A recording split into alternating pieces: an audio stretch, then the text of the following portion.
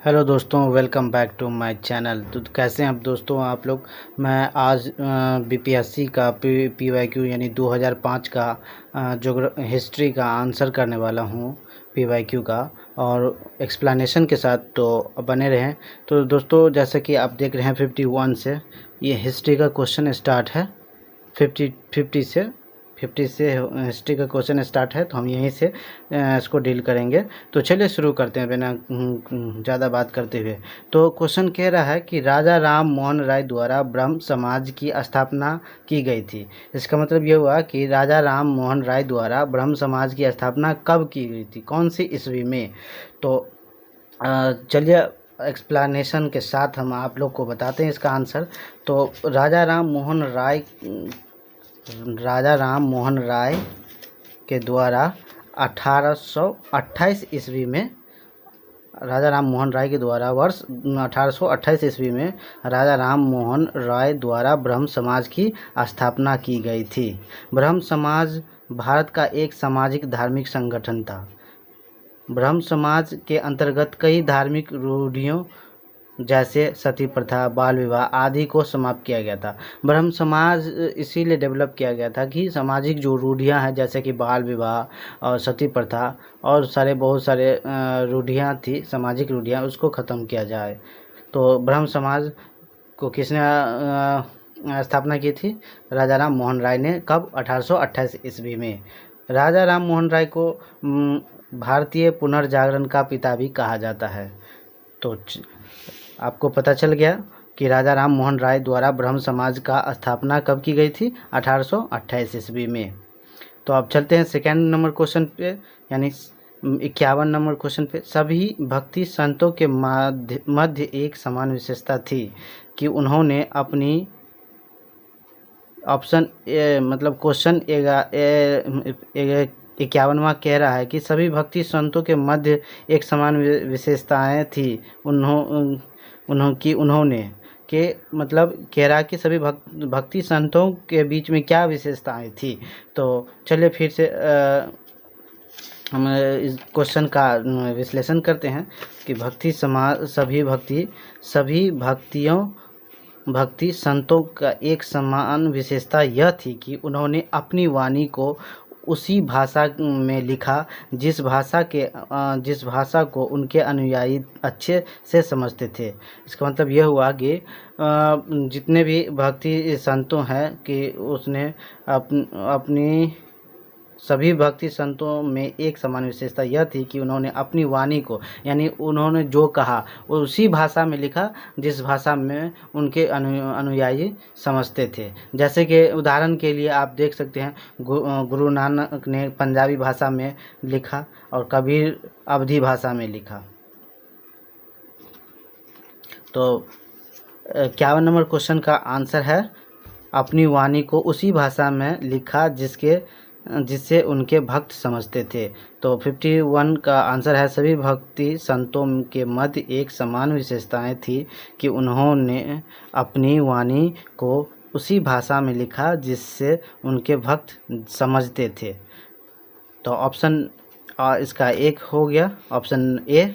उसके बाद हम चलते हैं 52 नंबर क्वेश्चन पे।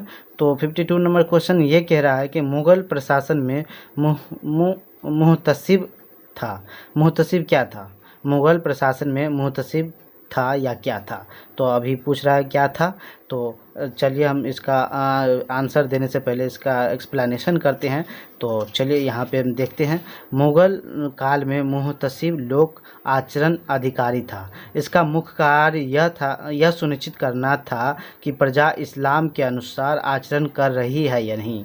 मुहतसिब मुग़ल काल का एक प्रशासन व्यवस्था था जिसमें यह देखा जाता था कि जो मुग़ल काल का जो प्रजा था वो इस्लामी आचरण, इस्लाम को रूल को फॉलो करता है या नहीं। तो सेना अधिकारी, विदेश विभाग का मुख्य लोक आचरण अधिकारी। तो मुग़ल प्रशासन में मुहतसिब कौन था? लोक आचरण अधिकारी, ऑप्शन सी।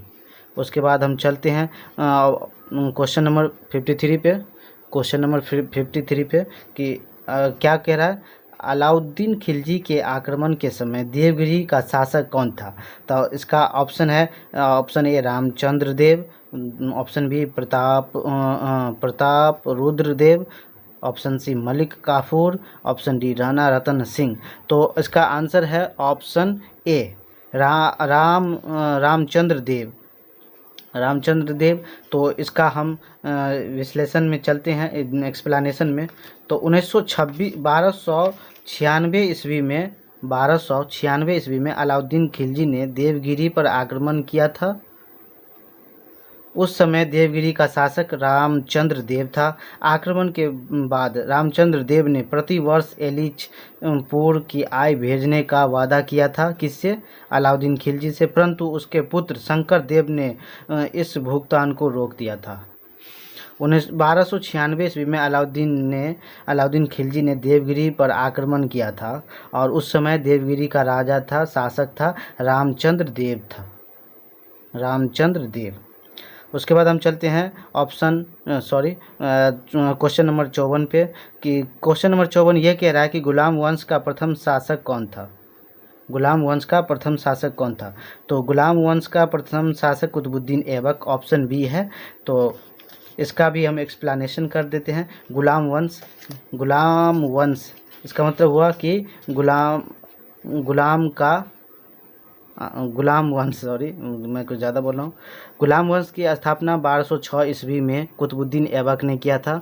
कुतुबुद्दीन ऐबक मोहम्मद गौरी का गुलाम था। कुतुबुद्दीन ऐबक को लाल बख्श के नाम से भी जाना जाता था। कुतुबुद्दीन ऐबक की मृत्यु 1210 ईस्वी में, 1210 है ये, आप लोग ठीक से समझ लें, 1210 ईस्वी में चौगान खेलते समय हुआ था। कुतुब मीनार के निर्माण का कार्य कुतुबुद्दीन ऐबक ने ही शुरू किया था। उसके बाद हम चलते हैं क्वेश्चन नंबर 55 पे, कि कनिष्क के शासनकाल में बौद्ध सभा किस नगर में आयोजित की गई थी? तो ऑप्शन है A Magadh, option B Pataliputra, option C Kashmir, option D Rajgiri. तो कनिष्क के शासनकाल में बौद्ध सभा किस नगर में आयोजित की गई थी? तो इसका आंसर है ऑप्शन सी कश्मीर में। कश्मीर में कौन सा बौद्ध संगीति हुआ था? चतुर्थ बौद्ध संगीति। तो चतुर्थ बौद्ध संगीति का आयोजन कश्मीर में कनिष्क के शासनकाल में हुआ था। इस संगीति में बौद्ध धर्म 2 भाग यानी 2 संप्रदाय में बट गया था, हीनयान और महायान में विभाजित हो गया था। इसकी अध्यक्षता वसुमित्र द्वारा किया गया था। उसके बाद हम चलते हैं क्वेश्चन नंबर 56 पे। मेगास्थनीज की पुस्तक का नाम क्या था? Option A Arthashastra, option B Rigveda, option C Purana, option D Indica. तो मेगास्थनीज की पुस्तक का नाम था इंडिका। मेगास्थनीज सेल्यूकस निकेटर का राजदूत था।